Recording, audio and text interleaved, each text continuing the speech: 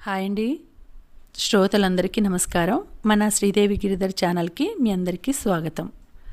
శ్రీమంతులు నవల వింటున్నామండి.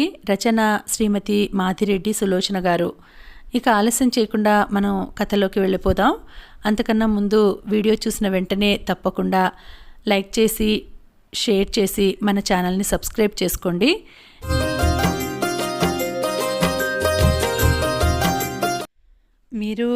మీరు స్మోక్ చేస్తారా? ఏం అది తప్ప అన్నట్టు అడిగాడు సతీష్. జీవితాన్ని గూర్చిన సత్యం ఇద్దరికీ చెరొక విధంగా అర్థం చేశారు పెద్దలు. తనకు చేతనైనంత తోడివారికి సాయపడాలని, ప్రతి వస్తువు కొనేటప్పుడు అది ఎంతవరకు తమకు ఉపయోగమని ఆలోచించాలని, భోజన విషయంలో కూడా అవసరమైనవి ఆరోగ్యకరమైనవి తీసుకోవాలని ఆమెకు నేర్పించారు. సతీష్ విషయం పూర్తిగా వ్యతిరేకం. తోటి వారిని వీలైనంత మోసగిస్తే గాని తమ కడుపు నిండదని, ప్రపంచంలో ప్రతి అందము అనుభవించదగ్గదని, సిగరెట్టు కాల్చడం, త్రాగటం, వ్యభిచరించడం గొప్పవారి లక్షణమని చెప్పారు.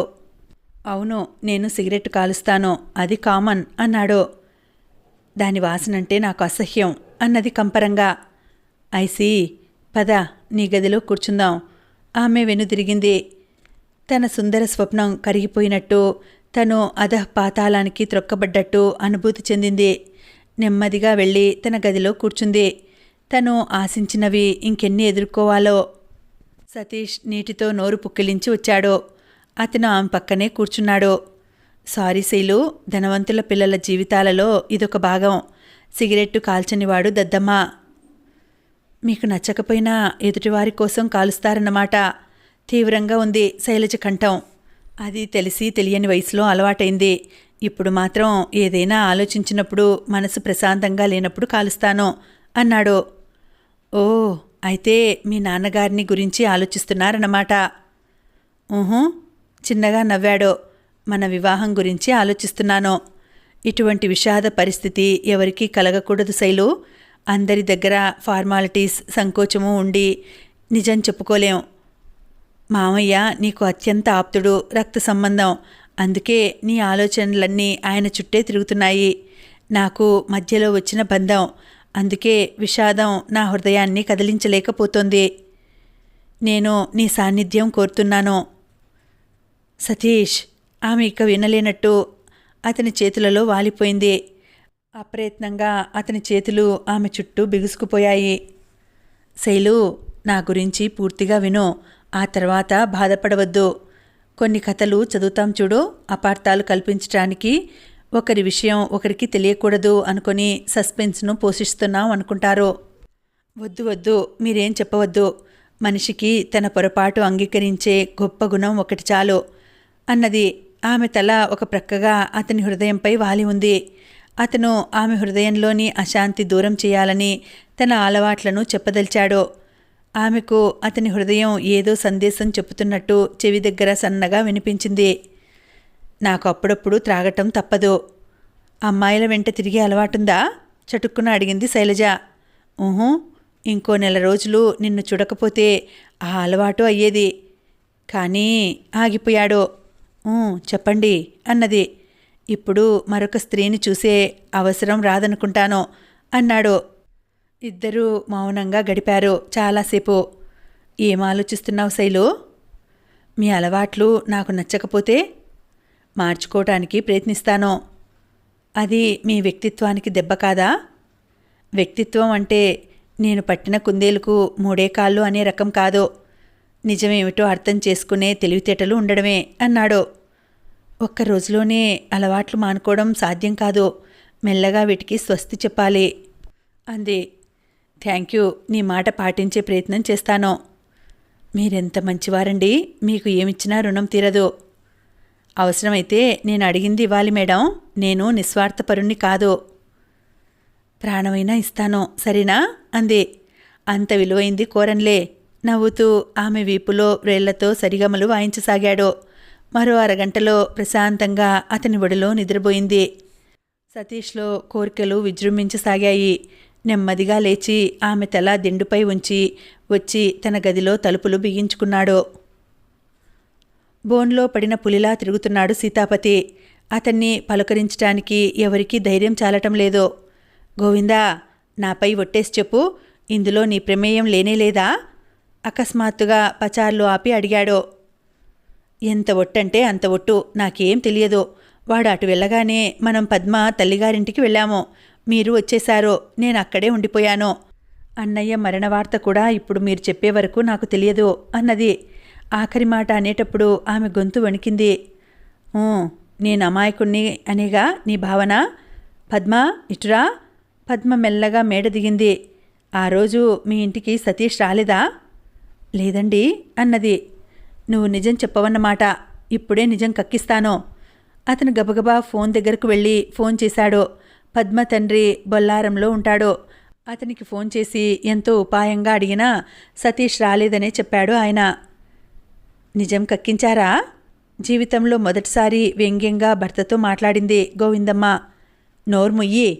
సీతాపతికి తన పరాజయం అంగీకరించడానికి సుతరాము ఇష్టం లేదు. తన మనసును తొలిచివేస్తున్న స్నేహబంధం సవాలు చేసినా దాన్ని త్రోసిరాజని తను పడిన శ్రమ నిష్ప్రయోజనమైంది. తను ఎవరి నీడ తమపై పడరాదనుకున్నాడో ఆ అమ్మాయి తన కోడలు కాబోతోంది. వీల్లేదో సతీష్ను శాసించే అధికారం తనకున్నది. కావాలంటే ఓ 10,000 పారేయగలడు. శ్రీనాథ్ అంటే అతనికి కోపం లేదు, కానీ ఆ తెగవారంటే కోపం. అతనికి ఆదర్శాలు, ఆచరణ అంటే మంట. శ్రీనాథ్ మంచితనం ఎందుకు పనికి వచ్చింది? తను ఎన్నటికీ ఆదర్శాల వలయంలో ఇరుక్కోడు. ఈనాడు సతీష్ వివాహం తెగతెంపులు చేయటంతోనే అందుకు నాంది జరుగుతుంది. నాన్నగారు, మీరు అనవసరంగా కంగారు పడుతున్నారు. అవసరం లేని ఆడవాళ్లను వదిలించుకోవడం పెద్ద లెక్క అన్నాడు శ్రీనివాస్. అవును, ఆ సంగతి నాకు తెలుసు. వీడింత సాహసం చేస్తాడని తెలియదురా. సాయంత్రం 6 తర్వాత మంచి ముహూర్తం ఉంది. రాధికని చూసుకోవడానికి వరుడు వస్తున్నాడు. వారికి సాంప్రదాయం పట్ల విపరీతమైన మోజు. ఈ సంగతి వింటే మన వాకిట్లో నుండే మళ్ళీపోతారా అన్నాడు దిగులుగా. ఆ మాట వారికెలా తెలుస్తుంది? మనం చెప్పవద్దు. అవుననుకో. ఆలోచనలో పడిపోయాడు. కాలం ఎవరికోసమూ ఆగదు. సీతాపతి ఎదురుచూసిన మంచి ముహూర్తం రానే వచ్చింది. పెళ్లివారికి బదులు స్కూటర్ వచ్చి ఇంటి ముందు ఆగింది. స్కూటర్ ఆగగానే సూట్ కేస్ చేతిలో పట్టుకుని దిగిందో యువతి. స్కూటర్ స్టాండ్ వేసి సతీష్ దిగాడు. సీతాపతి వాళ్లను తీక్షణంగా చూశాడు. శైలజ భయంగా భర్త వంక చూసింది. నాన్నగారు, నమస్కరించు అన్నాడు అతను. ఆమె నమస్కరించింది. ఎంత పొగరు, పాదాభివందనం చేయలేదు అనుకున్నాడు. సీతాపతి అంత కోపంలోనూ. ఆగో అన్నాడు ముందుకు వచ్చే కొడుకుని చూసి. నాన్నా. ఛ, ఆ పేరుతో పిలవకు. సుతులున్నది గతుల కోసం అంటారు.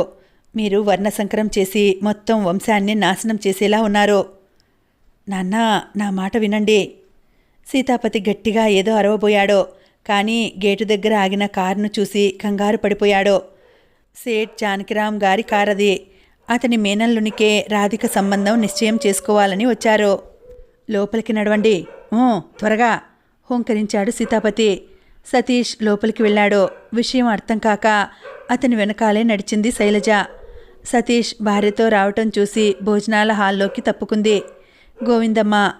అది అతను గమనించాడు. భార్య చెయ్యి పట్టుకొని తల్లికి పాదాభివందనం చేశాడు.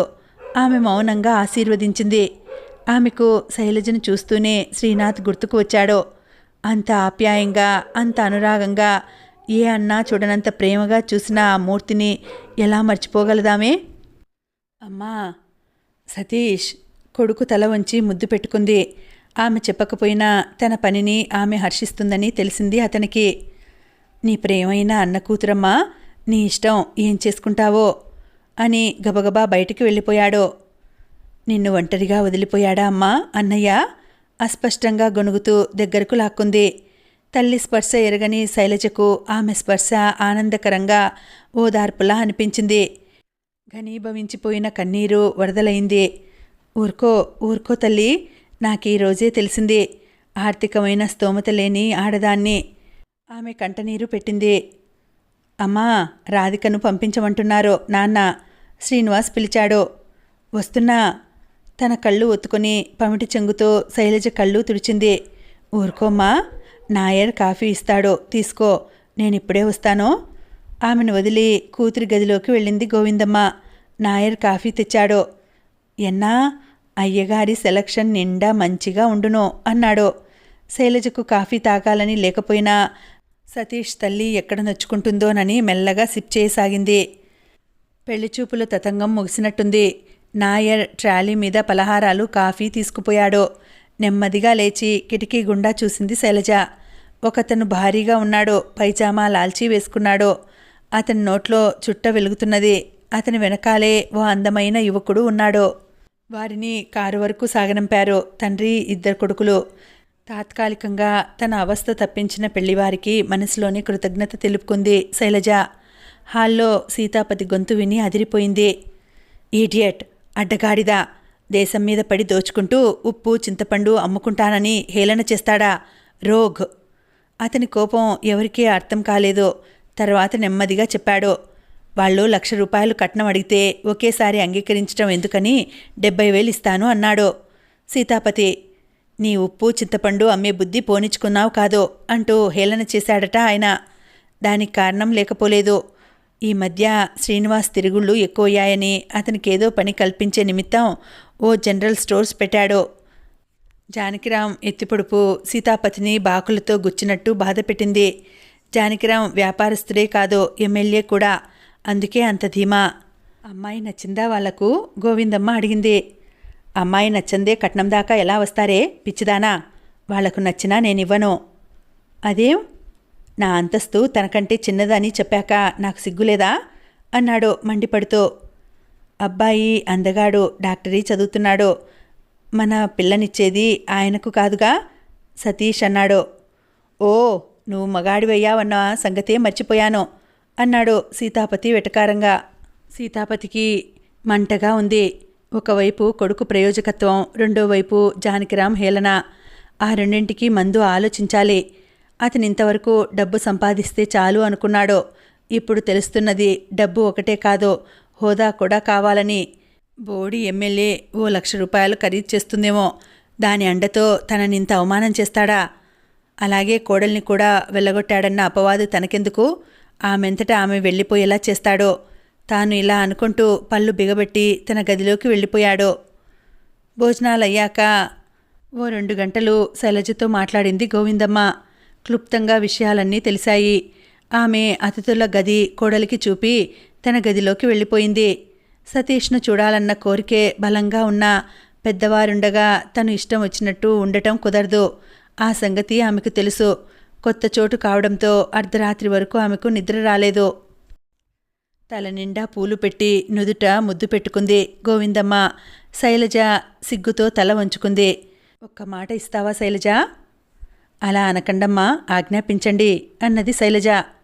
మీ మామ చెడ్డవారు కారు, కానీ ఆయనకు కొన్ని బలహీనతలున్నాయి.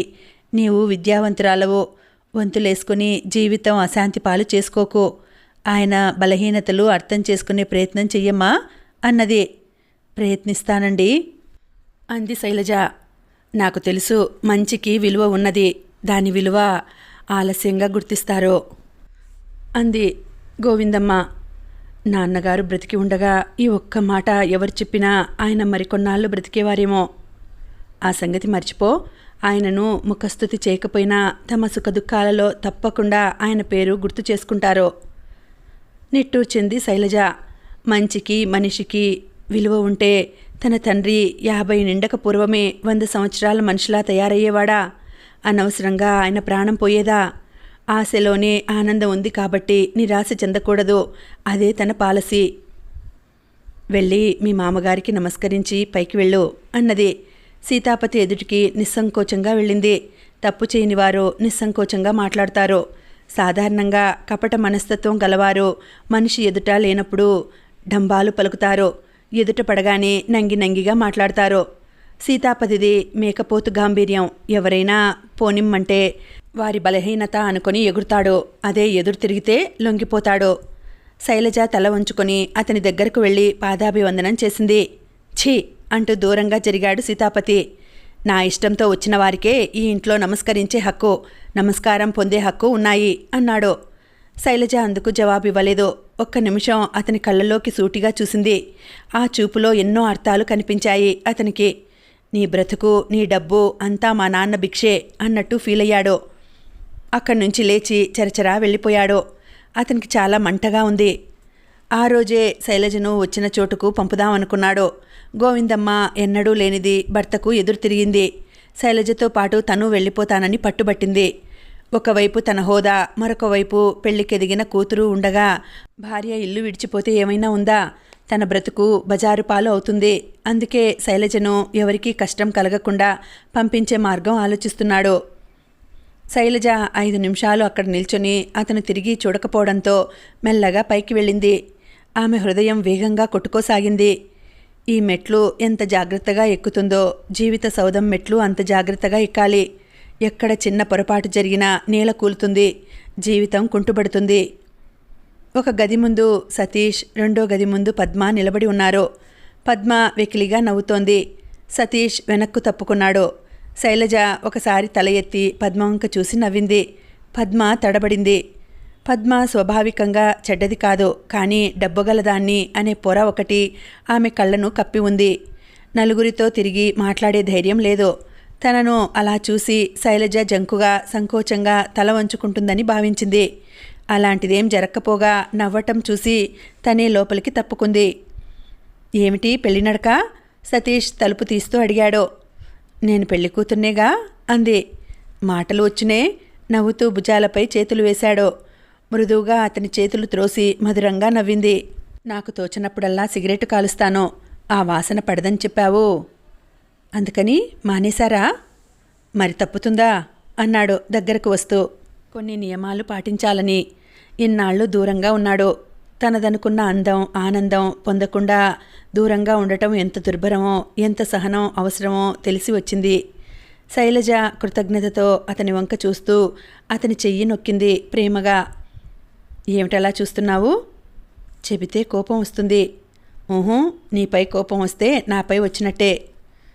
మీరు నిజంగా మామయ్య కొడుకంటే నమ్మబుద్ధి కావడం లేదు. ఏం అక్షింతలు పడ్డాయా? ఊహూ అన్నది అతని అందమైన జుట్టు వంక చూస్తూ. శైలు ఆత్మీయంగా దగ్గరగా తీసుకున్నాడు. నీకు బాధ అనిపించిన ఏ విషయమైనా నాతో స్వేచ్ఛగా చెప్పుకోవచ్చు. స్త్రీ స్వేచ్ఛను ఎవరూ అరికట్టలేరు. ఆర్జన పరురాలిని కాననే భావంతో ఆమె తన స్వేచ్ఛను అరికట్టుకుని భయభక్తులతో తిరుగుతోంది. ఈ ఉపోద్ఘాతమంతా ఎందుకు? మీ పట్ల భయభక్తులు ప్రదర్శించమనేగా? చిలిపిగా నవ్వింది. కాదు, ఆత్మవిశ్వాసం పెంపొందించుకోమని. అవి నాన్నగారి అండలో పుష్కలంగా లభించాయి. మీ నాన్నగారిని ఎదుర్కోవాలనేగా నిశ్చయించుకున్నాను అంది. వారి మనసు నొప్పించకుండా. అతని మాటలు పూర్తి చేయనీయలేదు శైలజ. అతని మెడకు తన చేతులు పెనవేసి అతని అధరాలు నొక్కింది. తన్మయత్వంతో అలాగే ఆమె చుట్టూ చేతులు వేసి ఉండిపోయాడు సతీష్. అలసటగా వడలిన పువ్వులా నిద్రపోతున్న భార్య మరీ అందంగా కనిపించింది అతనికి. మోచేతి మీద లేచి కూర్చొని ఆమెను పరీక్షగా చూశాడు. చెదిరిన ముంగురులతో, చెమట కారుతున్న కుంకుమతో కవులు వర్ణించే కావ్యకాంతలా కనిపించింది అతని దృష్టికి. ఆమెకేదైనా పీడకల వచ్చిందేమో. ఉలిక్కిపడి ప్రక్కనే ఉన్న అతన్ని హత్తుకుపోయింది. అతను ఆమె నడుము చుట్టూ చెయ్యి వేశాడు. నున్నగా పట్టులా తగిలిన ఆ భాగాన్ని చేతితో నిమురుతూ ఉండిపోయాడు. తన అండన నిశ్చింతగా శైలజ నిద్రపోతోంది అనుకోగాని అతనికి గర్వం కలిగింది. ఆమె కోసం ప్రాణాలైనా ఇవ్వాలనిపించింది. ఆలోచనలతో ఉక్కిరి బిక్కిరి అవుతున్న అతన్ని నిద్రాదేవి ఎప్పుడు వరించిందో తెలియదు. కొడుకు తెగింపుకే మండిపోతున్న సీతాపతిని మరీ రెచ్చగొట్టింది జానకిరాం అవహేళన. జానకిరాం ఎంత తేలికగా తనను తీసివేశాడు. ఆ అవమానం భరించలేకపోతున్నాడో. దానికో ప్రతీకారం ఆలోచించాలి. శంకరయ్య తన ముందుంచిన ఫైళ్లను ప్రక్కన నెట్టి ఆలోచనలో పడిపోయాడు. అయ్యా, తనను పిలిచాడేమోనన్న అనుమానంతో శంకరయ్య వచ్చాడు. అతను వచ్చింది కూడా గమనించలేదు యజమాని. దానితో మళ్ళీ వెళ్ళి బయట నిల్చున్నాడు. ఇదేమిటి, విశ్రాంతి సమయమని మర్చిపోయాడేమో యజమాని. వెళ్ళి అమ్మగారికి చెప్పాలి అనుకొని లేచాడు. అతనికి ఎదురు వచ్చింది గోవిందమ్మ. అయ్యగారు బయటికి వెళ్ళారా? లేదమ్మగారు, ఆఫీస్ గదిలో ఉన్నారు. మీరు వెళ్ళండి, 1:30 గంట అయింది. బ్రతుకు జీవుడా అనుకుంటూ శంకరయ్య తన పాత వాలెట్, గొడుగు తీసుకొని వెళ్ళిపోయాడు. ఏమండి, భోజనానికి రండి. ఇప్పుడేం భోజనమే, పని చూసుకోవాలి. బావుంది వరస. మీరు ఏ లోకంలో ఉన్నారు? ఆమె నవ్వింది. అతను వాచి చూసుకున్నాడు. ఓహ్ పద అన్నాడు ఫైళ్లు కట్టివేస్తూ. జానకిరామ్ గారు కబురు చేశారా? ఓహో, అంతగా నచ్చిందా ఆ సంబంధం? అబ్బాయి చక్కగా ఉన్నాడని. అంతకంటే మరేం లేదు అన్నది. అంతకంటే చక్కనివారు బోల్డ్ మంది దొరుకుతారు. అతను కబురు చేశాడు. మా అమ్మాయిని ఇంకా చదివిస్తామని చెప్పాను.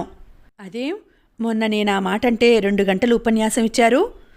చదివిన అమ్మాయిలు మాట వినరని, ఎవరో వల్లకాట్లో రామయ్యని తెచ్చి ప్రేమించామంటారని గోలబెట్టారాయే? అవును, ఇప్పటికే ఆ మాట అంటానే అన్నాడు కోపంగా. వాళ్ళ సంబంధం చేయటానికేం అందే. నన్ను ఉప్పు చింతపండు అమ్ముకునేవాడు అన్న వాడింటికి ఎలా పెడతానే? ఆ ఇంట్లో మన అమ్మాయి సుఖపడలేదు. వాడికంత గర్వం ఎందుకే? అదే మాట మీకు వర్తిస్తుంది. డబ్బు లేదని అందర్నీ వేళాకోళం చేయరా మీరు? బావుందే, మోకాలికి బోడిగుండుకు పోలిక ఎందుకే? భావం అదే. భాష వేరైనంత మాత్రాన మీది మోకాలు కాలేదు, అతనిది బోడిగుండు అంతకన్నా కాలేదు. నోర్మొయ్. నిజం అంగీకరించడానికి ఈ బెదిరింపు ఎందుకో? ఆమె నవ్వింది. అతనికి మండిపోయింది. నా కూతురు నా ఇష్టం, నువ్వు నోరు మూసుకో అన్నాడు. ఆమె నిజంగానే నోరు మూసుకుంది. వాదించలేక కాదు, అతనికి ఎదురు చెప్పలేక కాదు. మూర్ఖత్వం ధ్యేయంగా పెట్టుకుని వాదించే వారితో వాదనకు పూనుకుంటే కాలము పాడవుతుందే తప్ప ఫలితం కనిపించదు. అదీకాక ఈ మధ్యే శైలజ విషయంలో అతనితో ఘర్షణ పడింది.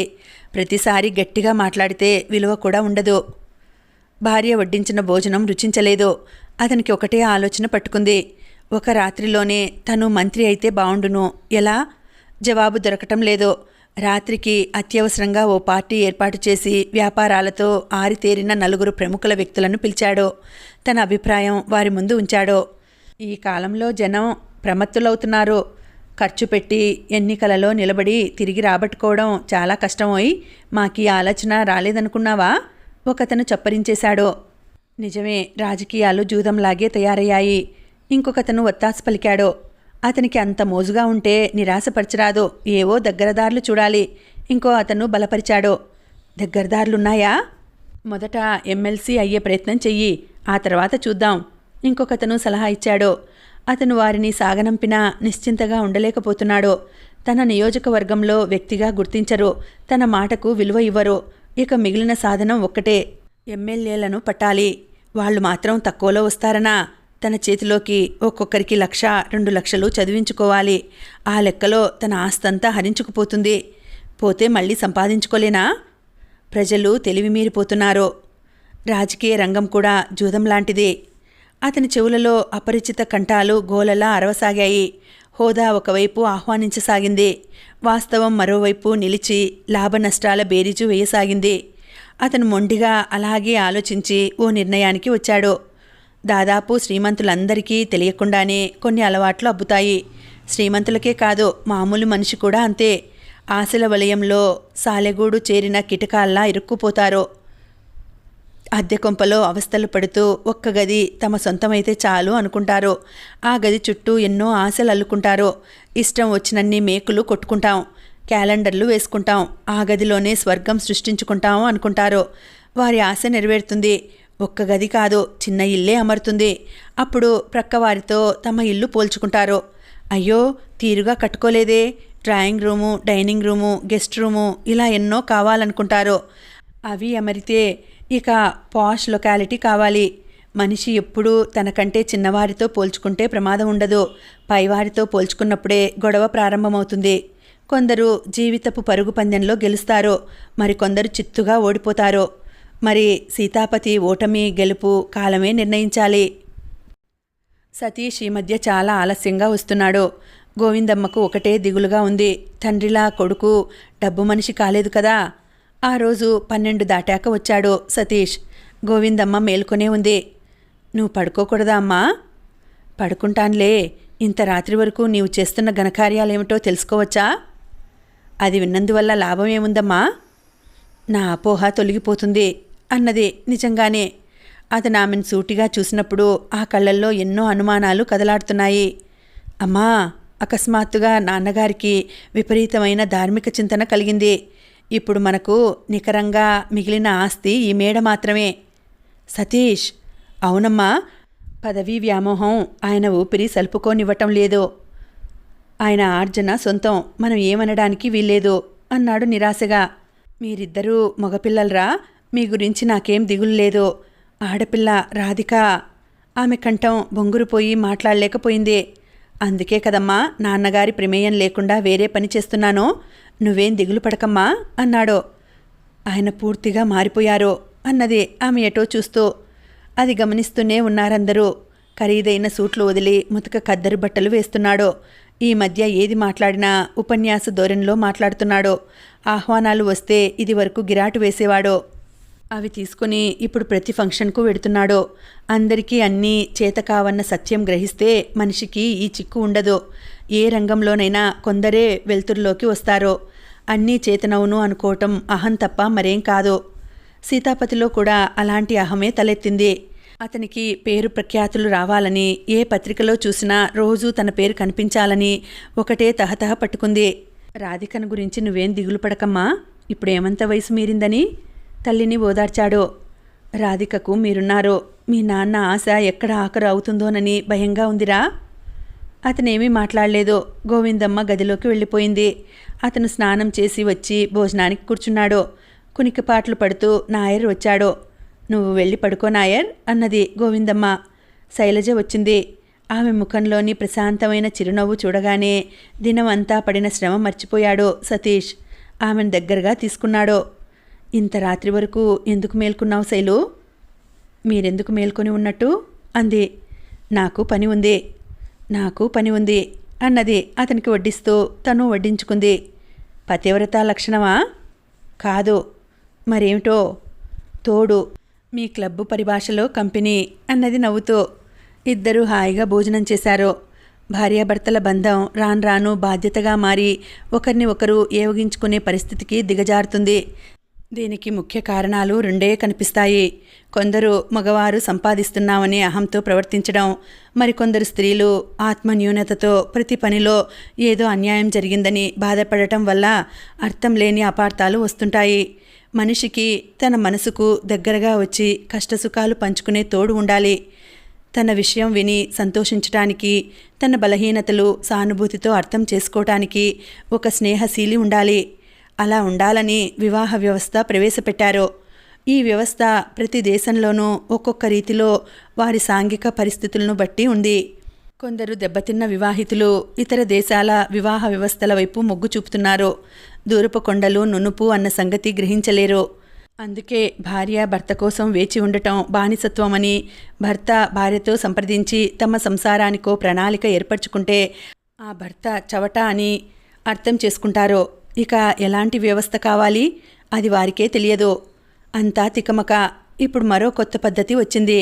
పూర్వకాలంలో యుద్ధాల వల్ల, దాన ధర్మాల వల్ల ఒక వ్యక్తికి గుర్తింపు వచ్చేది. ఇప్పుడు తేలికగా గుర్తింపు కలగాలంటే ఏదో ఉద్యమం వల్లే కలుగుతుంది.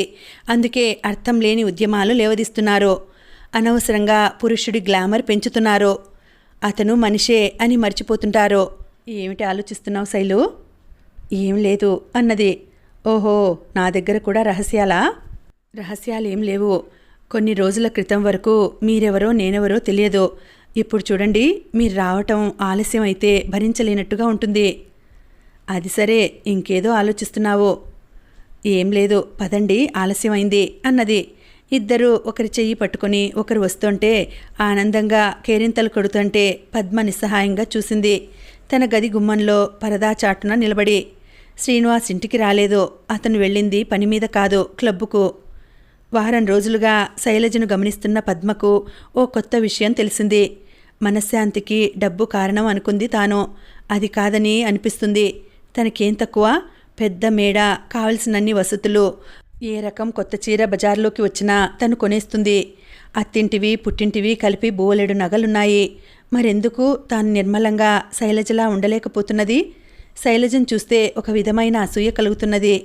ఏదో చదువుతూ ఉంటుంది. ఏదైనా పని ఉంటే అత్తగారికి సహాయంగా పెడుతుంది. ఆ చొరవ తనలో లేదెందుకు? అసూయ కలిగింది. కానీ ఆమెలా వ్యాపకం కల్పించుకోవాలని తోచలేదు. గదిలోకి వెళ్ళి తలుపులు వేసుకొని వెక్కి వెక్కి ఏడవసాగింది. తెల్లవారుజామున ఎప్పుడో కునుకు పడుతుండగా శ్రీనివాస్ తలుపు తట్టాడు. 10 నిమిషాలు తలుపు తట్టాక విసుగ్గా లేచి తీసింది. ఒకేసారి పలహారానికి రాలేకపోయారా అంది. ఓహో, ఈరోజు కొత్తగా ఉందే ధోరణి. ఎన్నాళ్ళు ఊరుకునేది? పెళ్ళైన తర్వాత మనం సరదాగా ఇంట్లో కూర్చున్నదెప్పుడు చెప్పండి? మీకు క్లబ్బు, నాకు ఇల్లు, ఇక వెడితే గిడితే సినిమాకు అన్నది ఏడ్పు గొంతుతో. ఆ సమయం చర్చకు అనువైంది కాదని ఇద్దరికీ తెలుసు. పేకాటలో జేబులు ఖాళీ చేసుకుని వచ్చిన శ్రీనివాస్కు కోపంగా ఉంది తనపై. అది ఎలా ప్రకటించుకోవాలో తెలియలేదు. భార్య ప్రశ్నించేసరికి అది ఉవ్వెత్తుగా లేచింది. పద్మ ఇలాంటి పరిస్థితిలోనే ఉంది. ఉదయం అనగా వెళ్ళిన భర్త వేళ మీరి రావటం సహించలేకపోయింది. నిద్రలేమి కోపాన్ని మరింత అధికం చేసింది. మాటా పెరిగింది. తాను మగవాణ్ణి అనే అహంభావం శ్రీనివాస్లో తలెత్తింది. కలవారి అమ్మాయినన్న అహంకారం పద్మను రెచ్చగొట్టింది. ఆఖరిసారిగా అడుగుతున్నాను, నేనిలాగే పేకాడితే ఊరుకుంటావా? అసహనంగా అడిగింది పద్మ. పేకాడకపోతే ఏట్లో తగలడు అన్నాడు శ్రీనివాస్ విసుగ్గా. అతను బట్టలు మార్చుకుని పడుకున్నాడు. కాసేపు చూసి ఎలాంటి సమాధానం చెప్పాలో తెలియక ఉక్రోషంగా తలుపులు వేసి తను చెరచెరా క్రిందికి దిగిపోయింది పద్మ. ఇంకా ఉందండి, కథ కొనసాగుతుంది. మళ్ళీ వచ్చే వీడియోలో తర్వాతి భాగం తెలుసుకుందాం. అంతవరకు సెలవు. నమస్తే.